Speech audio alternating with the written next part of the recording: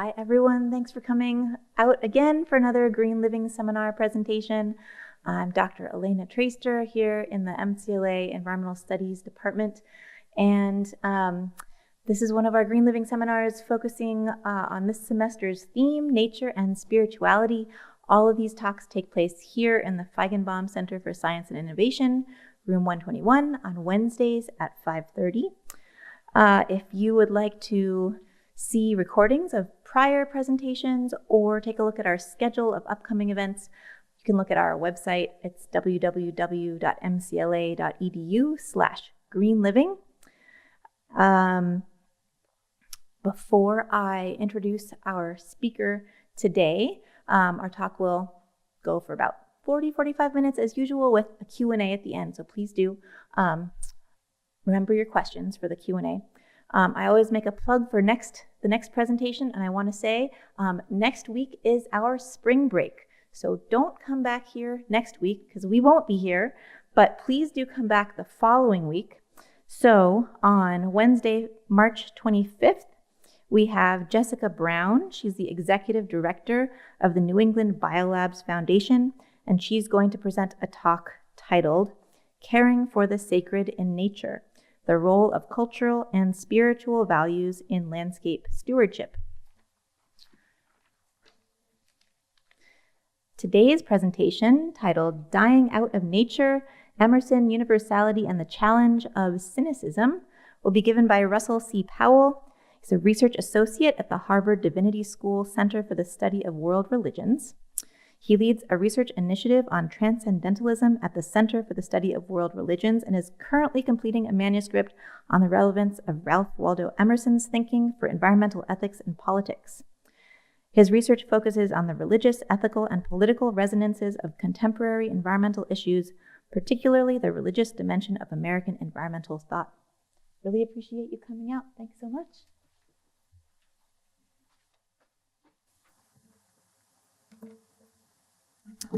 Good evening. Let me start by thanking Professor Traister, as well as the Environmental Studies Department, and to MCLA for the invitation to speak today. It's a real honor to participate in the Green Living Seminar.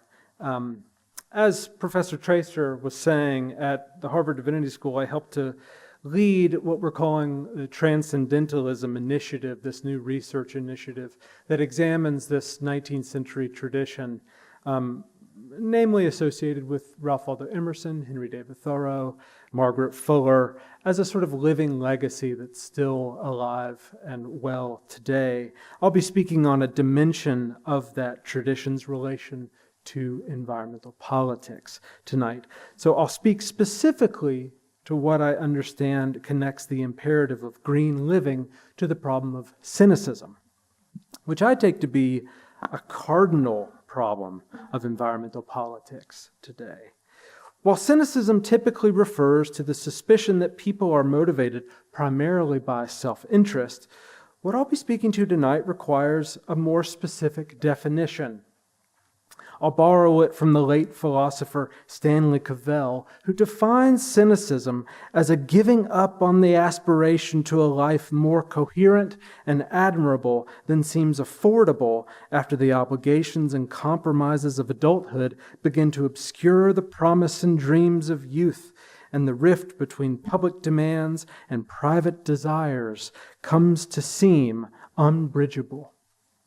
Now, setting aside Cavell's gnarled prose, what this definition boils down to, I think, is the inclination, rampant in our politics, to give up on the hope that our hopes for the world might ever align with the world as we find it. The relevance of this sort of cynicism is perhaps obvious to anyone invested in green living, mainly because the decided lack of green living we see today is so much a part of what gives rise to so many cynics. Environmental politics is a hotbed of cynicism. Grief is a word environmentalists now commonly use to describe the profound sorrow they feel at the past and ongoing destruction of Earth's life-supporting systems. Much more rarely discussed is the grief tied to the many deaths the world inflicts on environmentalists' hope for what the world could be, but refuses to become. The figure I'll focus on tonight gave one of the most radical statements of grief in all American literature, that is, Ralph Waldo Emerson, the 19th century American essayist and public intellectual. That statement is, of course, contained in the 1844 essay Experience. Written in the wake of the death of Emerson's 5-year-old firstborn son and namesake Waldo in 1842, Experience is gathered around Emerson's idea of grief's ultimate futility. I grieve that grief can teach me nothing, he says, notably, nor carry me one step into real nature. This is a profound, not to mention profoundly contestable claim, that grief by its nature bars our access to nature. Later in Experience, Emerson writes he's indeed ready to die out of nature, that is, to be born again, he says, into this new yet unapproachable America I've found in the West. What Emerson means by this is something I'll need to work up to explaining. It will suffice to say here, at the outset, though, that I take Emerson's idea of dying out of nature to hold more promise for environmental politics than environmentalism has yet begun to realize. Importantly, how I'll be approaching Emerson tonight is as a thinker of universality, above all. By this, I'm referring to Emerson's fundamental conviction that our most private experiences, our perceptions, intuitions, our acts of thought, never merely occur in isolation, but disclose something shared and common, something universal, in other words. What I'll be arguing is that far from being static, Emerson's understanding of universality evolved over the course of his career. Tracing that evolution can clarify both the promise and difficulty of his thought for environmental politics in general, and our interest in green living in particular. Now, what I'll say tonight will unfurl in 3 parts, with each part corresponding to a work of Emerson's I take to be representative of his trajectory as a thinker of universality. These will be first, his book Nature, published in 1836, second, the essay Self-Reliance, contained in his first series of essays, which appeared in 1841, and finally, the previously mentioned essay Experience from Emerson's essays second series, published in 1844. My 3-part story likewise will develop across the 3 different kinds of universality Emerson deployed in these works. They pertain to universality in its ontological, epistemological, and political senses. Philosophy, going all the way back to Plato, has at times treated these kinds of universality without clearly differentiating them from one another, but I'll speak more about their relevant distinctions as I move along. So I'll begin with Nature, Emerson's first and only book that wasn't a collection of essays. Nature is a slight volume, published just a week before Emerson and others, including Bronson Alcott, George Ripley, and Orestes Brownson, began meeting as the club that eventually came to be known as Transcendentalism, of which Nature has come to be known as a kind of manifesto. Nature's aims are gathered around the question of the ends to which nature is directed. The answer, according to Emerson, is to convey itself. Nature speaks through us, that is, through human nature. Yet the trouble Emerson's book points up is that we fail to hear it. The key passage from Nature along these lines is the one containing Emerson's famous claim to having been transformed while receiving nature's communication. Crossing a bare common in snow puddles at twilight under a clouded sky without having in my thoughts any occurrence of special or good fortune, Emerson begins in a passage perhaps many of you already know, I've enjoyed a perfect exhilaration. I'm glad to the brink of fear. In the woods, too, a man casts off his years as the snake's his slough, and at what period soever of life is always a child. In the woods is perpetual youth, standing on the bare ground, my head bathed by the blithe air and uplifted into infinite space, all mean egotism vanishes. I become a transparent eyeball. I am nothing. I see all. The currents of the universal being circulate through me. I am part or particle of God. This episode, which is singular in all American literature, is aspirational for Emerson. Unity abides, he's saying, in moments of ecstatic epiphany, which in turn inspire our seeing. Emerson's becoming a transparent, all-seeing eye connotes his awareness of a fundamental intimacy between mind and the endless relations it perceives. It's also here, in the transparent eyeball passage, which was memorably imaged in a cartoon by Christopher Cranch, that Emerson announces the philosophical stakes of his book. His claim specifically is that universality is wholly present to the subject with eyes to see. The universal here is not something abstracted from experience, but given immediately within it. At the moment of transformation, of perfect exhilaration, Emerson says, all particularities fall away as inconsequential to our participation in substantial reality. We become lovers of uncontained and immortal beauty, he says, emptied of our petty partialities to be made one with all that is. Yet it's characteristic of our condition as human, Emerson says, for us to be unable to sustain such transformed states of mind for long, which is why the story nature ultimately tells is of our fall. Once the soul was perfect, its knowledge was complete. In that original state, we identified seamlessly with nature's pulse and rhythms. But now we are a God in ruins, Emerson says. The reason why the world lacks unity, is a direct quote, and lies broken and in heaps is because man is disunited with himself, end quote. In our fallen state, then, the best we can hope for are glimmers not unlike when crossing a bare New England common in snow puddles at twilight under a clouded sky, not unlike how some of you entered here tonight. The light of pure insight reaches through the half-dark of our alienation to render transparent the unity in which all being shares. This brings us to the second text of Emerson's I want to examine. If the central claim of nature is that the world outside makes available a door for accessing what's universally true, the shift evident in self-reliance is that something like self-trust is that door's key. Only now, it's not strictly external nature that Emerson thinks we should attune ourselves to in order to access universality, but our most interior and private selves. Emerson writes, to believe your own thought, to believe that what is true for you in your private heart is true for all men, that is genius. Speak your latent conviction, and it shall be the universal sense. Speech comes to play even more of a crucial role for the Emerson of Self-Reliance, which was published in 1841, 5 years after Nature. Our distinct failure to speak truly, in fact, is the clearest sign of our fall from the unity that Emerson in Nature lamented that we'd lost.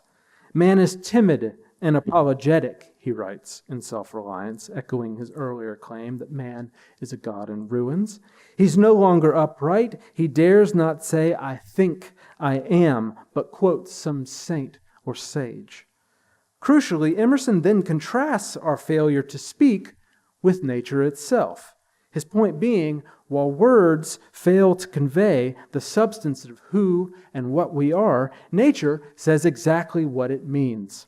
Humanity is ashamed before the blade of grass or the blowing rose, Emerson writes, continuing, these roses under my window make no reference to former roses or to better ones. They are for what they are. They exist with God today. There's no time to them. There's simply the rose. It's perfect in every moment of its existence. Before the leaf bud has burst, its whole life acts. In the full-blown flower, there is no more. In the leafless root, there's no less. Its nature is satisfied, and it satisfies nature in all moments alike. But man postpones or remembers.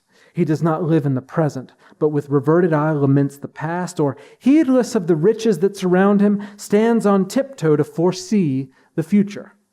He cannot be happy and strong until he too lives with nature in the present, above time. Much as in nature, the more than human world continues to stand in self-reliance as a non-lacking other, a fully constituted, undivided presence. It is what it is, we might say. Yet unlike in his first book, the project Emerson promotes in Self-Reliance is not simply to access universality in our perceptual dealings with external nature. It's to answer nature with the universality that always and already dwells in us. If our conformity explains nothing, as Emerson says in Self-Reliance, imitation is suicide, is another better known way that he puts the same point, then true speech is tantamount to summoning the divine within. For when God speaketh, he should communicate not one thing, but all things, Emerson says, meaning the all-encompassing universal, which is what makes Emerson's turn away from, indeed his dying out of nature in experience, his essay on grief, published 3 years after Self-Reliance in 1844, so remarkable. An innavigable sea washes with silent waves between us and the things we aim at and converse with, is how Emerson begins that essay, as if to mark the failure of his previous two approaches. Nature began with a simple question. Let us inquire, Emerson asks, to what end is nature? Yet here, in experience, he names as folly our seeking after such an end when our aims can even begin to reach their objects. And while Self-Reliance contained Emerson's statement that words substantiate the subject who speaks, experience doubts our words ever really reach the world we presume to converse with, much less name. Experience is a winding and knotted essay. Through numerous veerings and reversals, Emerson traces the many semblances mind mistakes for objective reality. Lords of life, he calls them. The structure of experience would be nearly inexplicable, much as grief is, were it not for the key Emerson provides at the essay's close. Illusion, temperament, succession, surface, surprise, reality, subjectiveness. This is the list he gives at the opening of the essay's 8th and final section. These terms stand oddly apart from the poem that begins experience as its epigraph, whose own lords of life are differently named. I've bolded them here. They're use and surprise, surface and dream, succession swift, and spectral wrong.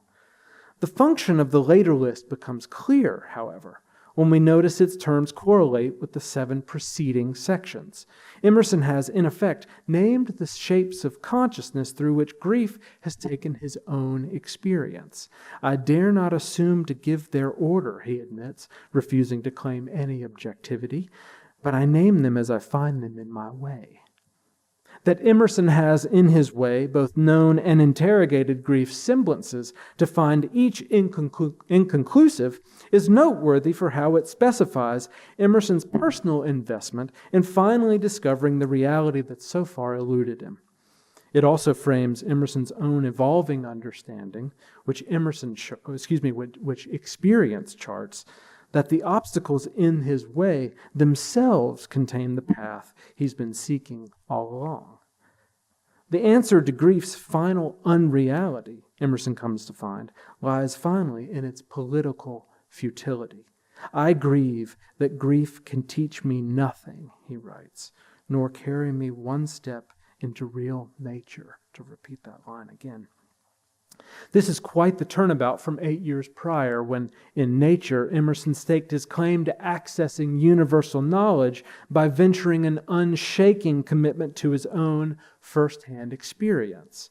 Then the currents of the universal being circulated through him. Emerson became nothing, and because of that could see all. Now, though, in experience, Emerson knows better than to claim any completeness for my picture, he says. I am a fragment, and this is a fragment of me. The truth about fragments, of course, is their need of other fragments to image forth the thing that all fragments contain, and only picture together. I have not found that much was gained by manipular attempts to realize the world of thought, Emerson writes at the conclusion of experience. In the history of mankind, there is never a solitary example of success. The universal, Emerson now sees, isn't revealed to individual seers, nor in isolated sites. What I want to turn to explore now are the philosophical underpinnings for Emerson's coming to believe that universality only comes into view when we speak together, including his conviction, contained in the stark claim with which Emerson ends experience, that there is victory yet for all justice, that our primary task is to give collective voice to what no one might say alone. How do our judgments claim validity? What gives us authority, in other words, to know what we think is right? Universality tacitly serves as a principle of intelligibility when we ask these questions. Our claims to knowledge must exceed particular instances. Their failing to do so would, on the one hand, risk dissolving into merely an accumulation of cases, or, on the other, collapse into arbitrary preference. Yet these criteria likewise set off an additional need that nothing count as authoritative merely because one claims it is. Before the modern period, claims to universality made recourse, that is, to inherited tradition.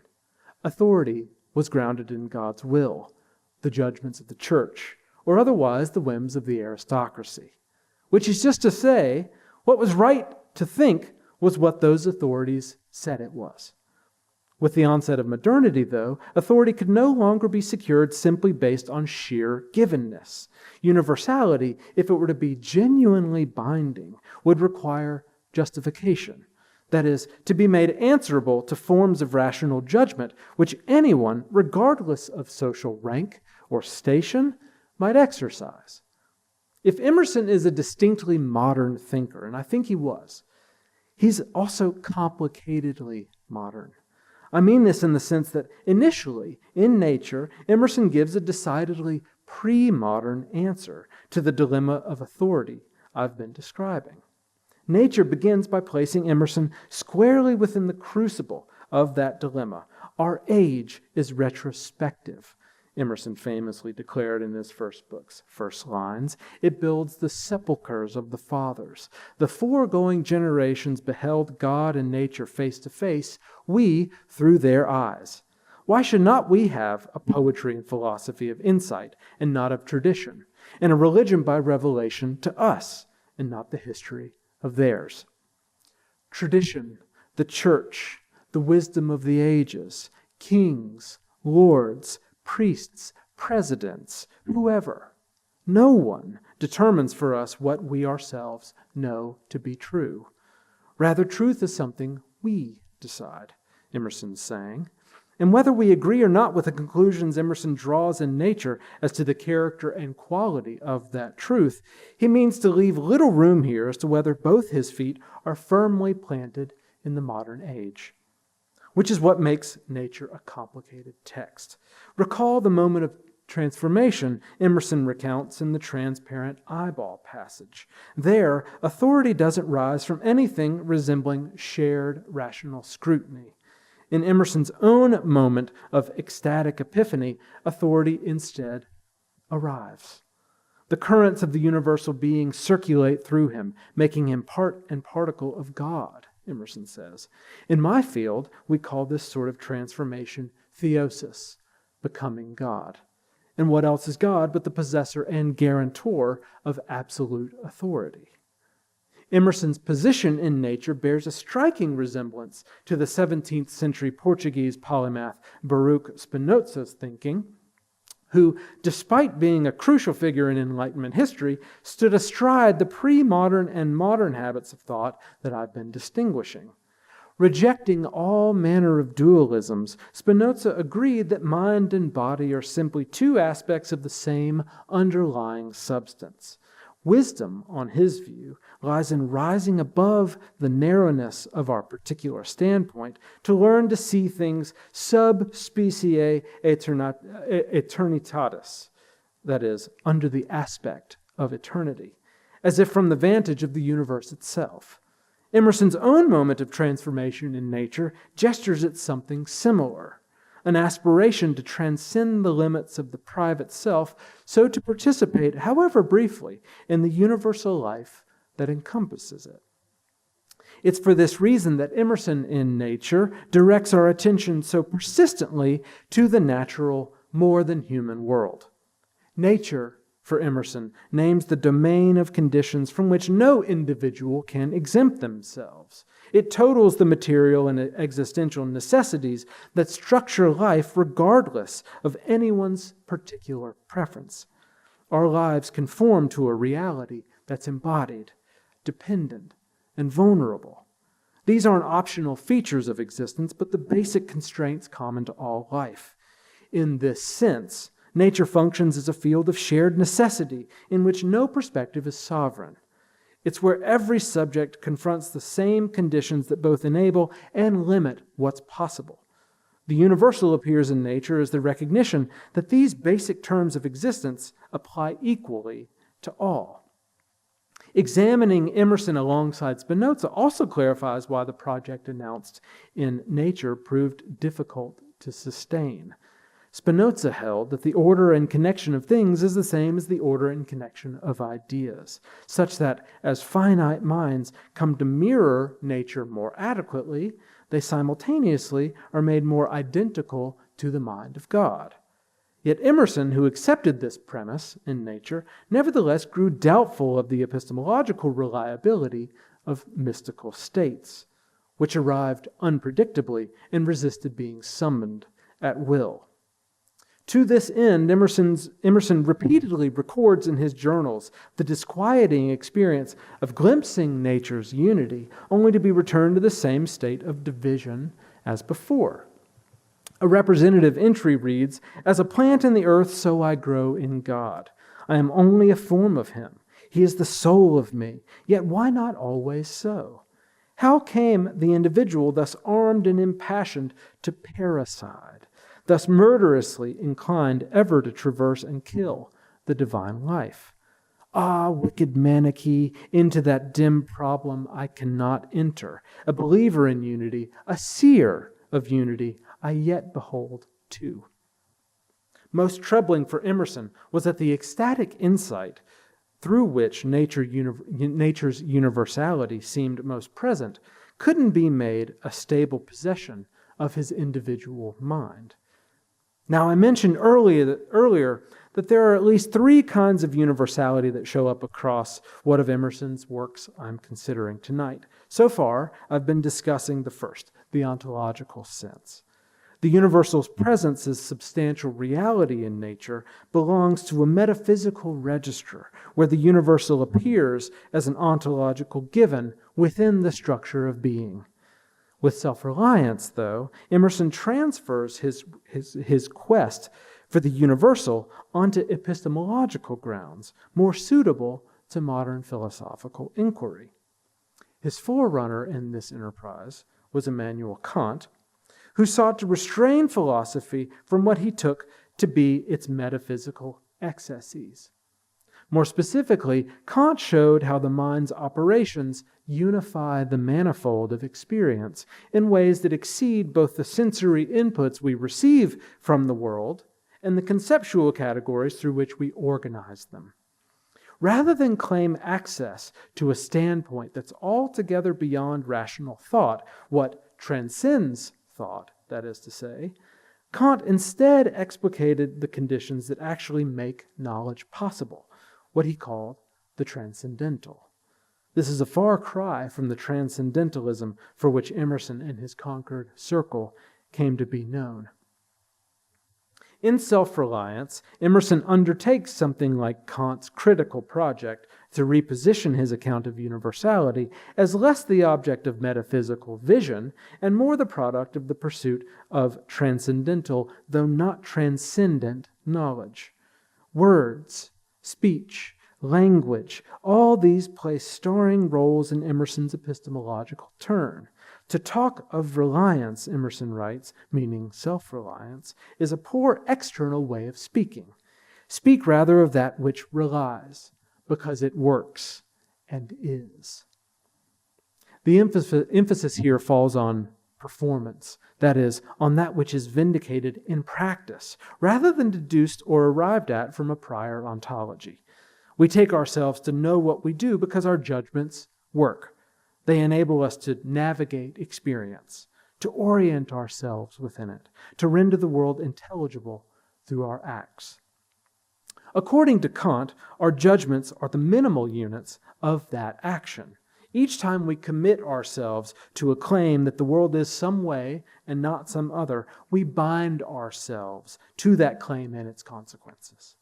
Our judgments thus redound to who we are insofar as they constitute the standpoint, the I think, from which we answer for the world we describe. Freedom on this angle isn't an escape from judgment. It's rather our capacity to bind ourselves to the law of universal reason, to legislate for ourselves the norms that govern judgment. Autonomy, after all, Kant's word, names precisely this process, the self, autos, that gives the law, nomos, to itself. This may not seem relevant to our interest in nature and by implication in green living, but Emerson thinks it is. On the pertinence of action understood as the normativity of intentional states, that is, our judgments, and their giving rise to a transcendental self, Emerson writes in Self-Reliance, the magnetism which all original action exerts is explained when we inquire the reason of self-trust. Who is the trustee? What is the aboriginal self on which a universal reliance may be grounded? What is the nature and power of that science-baffling star without parallax, without calculable elements, which shoots a ray of beauty even into trivial and impure actions if the least mark of independence appear? The inquiry leads us to that source, at once the essence of genius, of virtue, and of life, which we call spontaneity or instinct. Now, for Kant, spontaneity names the activity of judgment itself, the practice through which we bind ourselves to judgments, the very acts that make us free. Yet Emerson here seeks a deeper source, an aboriginal and instinctual self, whose authority precedes the will. As he put it in Nature, if our word is sterling yet in nature, it's not conscious power, it's inferior but superior to our will. It's instinct. This emphasis on instinct returns us to Emerson's earlier claim in Self-Reliance about nature's wholeness. Recall the roses beneath Emerson's window. They are for what they are, he says. They exist with God today. Each of nature's forms are complete before the leaf bud has burst its whole life acts. Nature, that is to say, doesn't strain toward its fulfillment. Its activity is sufficient unto itself. Its nature is satisfied, and it satisfies nature in all moments alike. The fault, rather, is with us.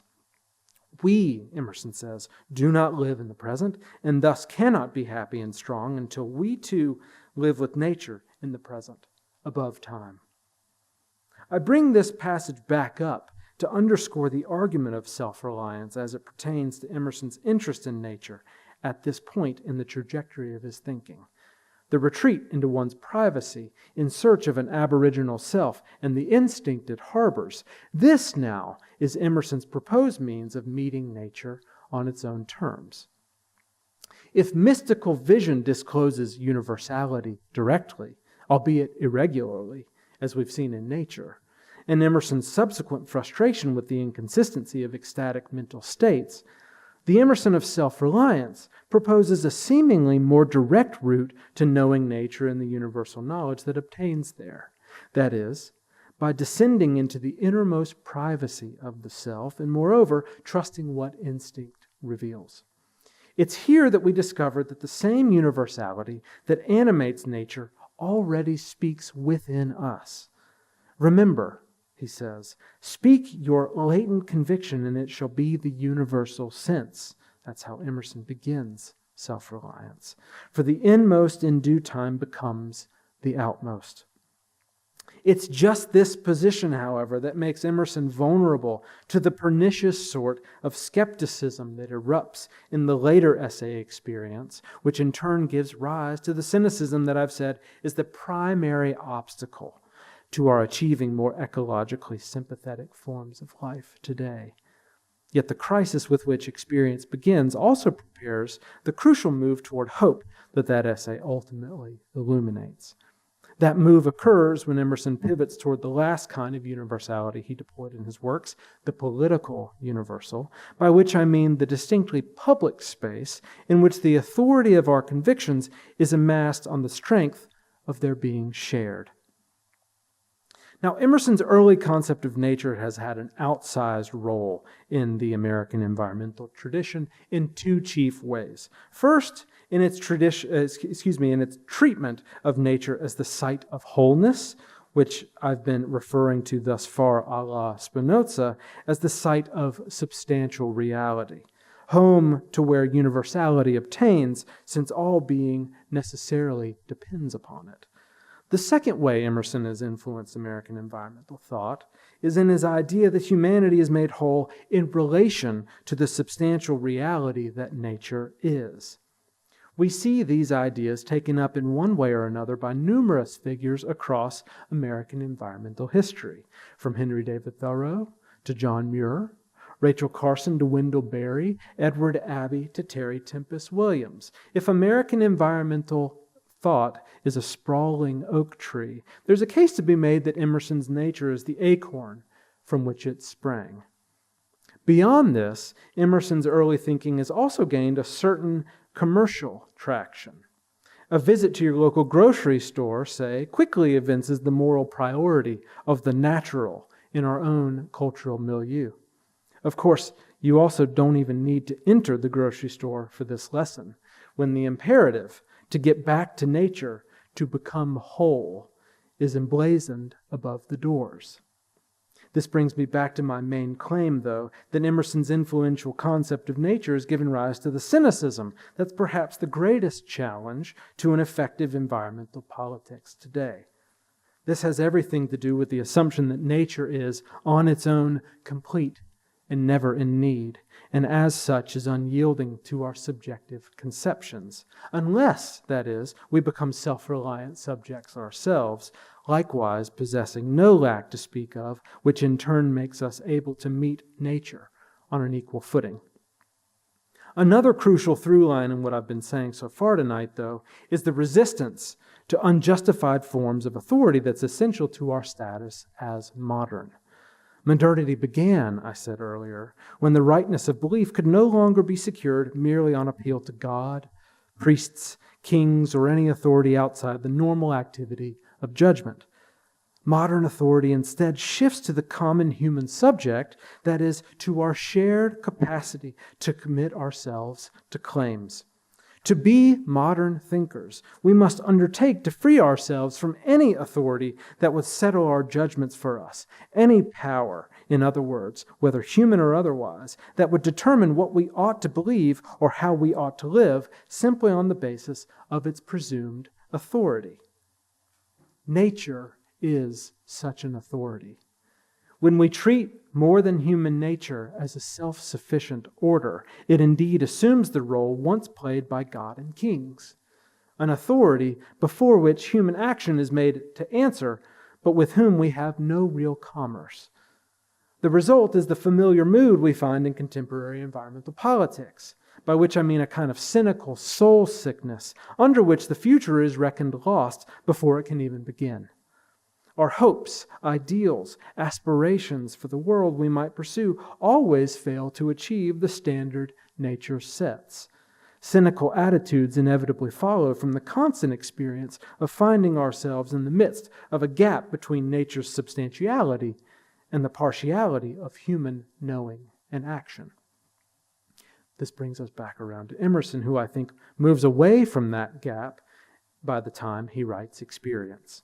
It's specifically the idea of nature that gap encourages that Emerson thinks he's died out of, I want to argue. This becomes clearest when we consider the role of universality in Emerson's essay.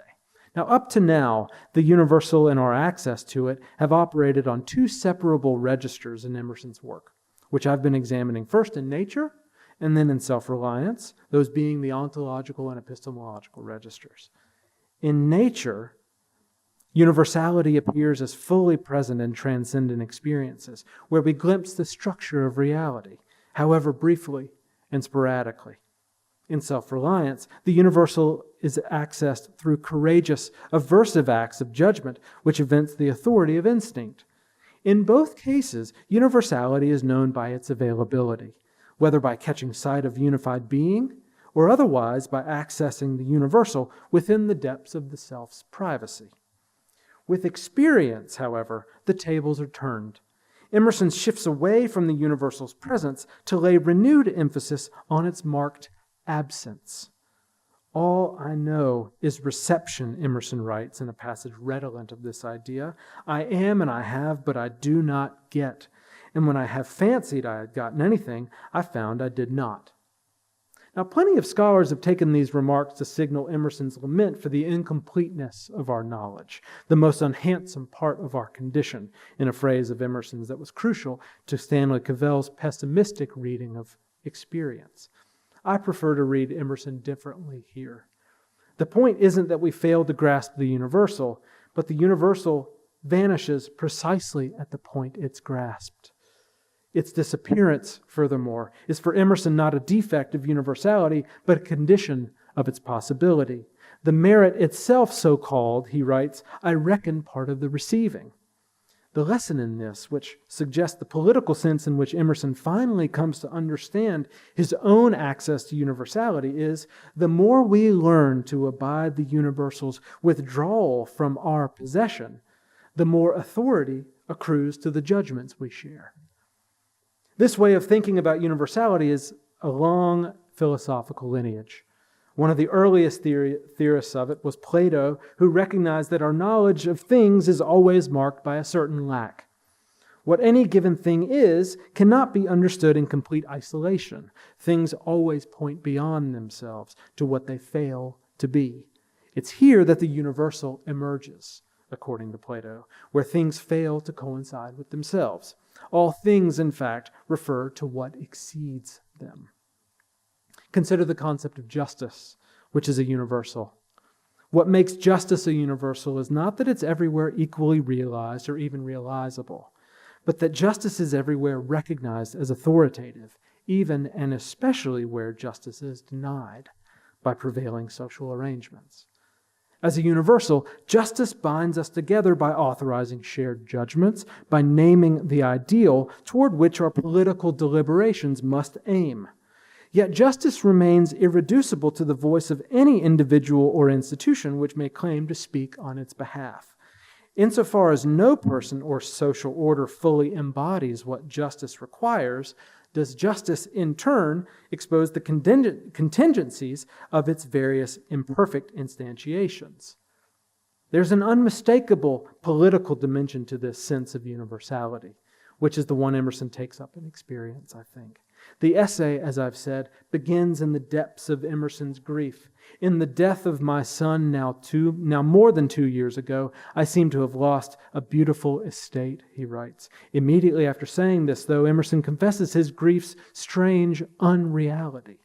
I cannot get it nearer to me. It does not touch me. Something which I fancied was a part of me, which could not be torn away without tearing me, nor enlarged without enriching me, falls off from me and leaves no scar.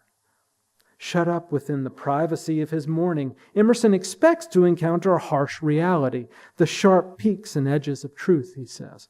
But instead, what Emerson finds in his privacy is only scene painting and counterfeit, in his words. The truth of Emerson's inmost experience turns out to be no more substantial than untrustworthy appearances. The operative logic of inward retreats seeking universal understanding is analogous, I think, to supposing that retreats into wilderness somehow reveal nature as it truly is. Genuine nature, of course, is not confined to wilderness. It pervades the most artificial of settings. We are in nature right now. Such retreats thus never deliver on the purity they promise, not when nature is available, without leaving where we already are. In the political conception of universality that Emerson pursues in Experience, the universal comes into view primarily through the activity of judgments we share. Emerson acknowledges as much when he writes, "Thus inevitably does the universe wear our color, and every object fall successively into the subject itself. The subject exists, the subject enlarges, all things sooner or later fall into place. As I am, so I see."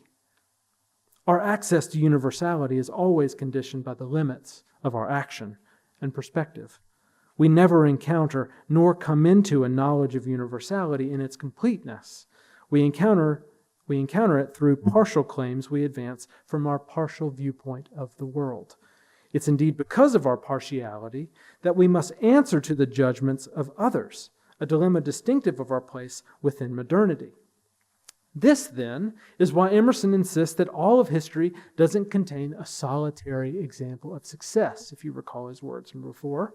Namely, because universality cannot belong to any individual when it emerges through the shared activity of the many.